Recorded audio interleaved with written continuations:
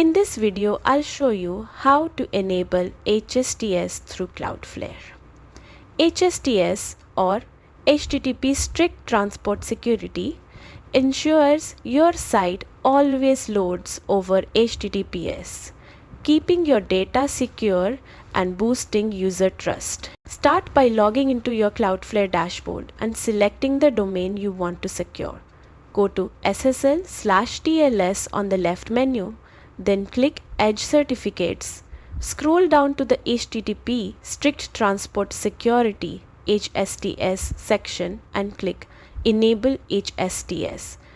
Check the I understand box and click Next. Turn Enable HTS on, then set the max age header. A common choice is 6 months or 12 months depending on your needs.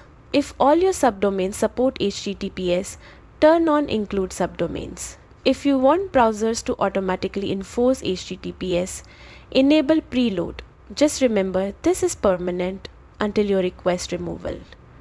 Optionally, turn on the no sniff header for added security. Finally, click Save. Your site is now protected with HSTS, ensuring safer browsing for your visitors. Thanks for watching.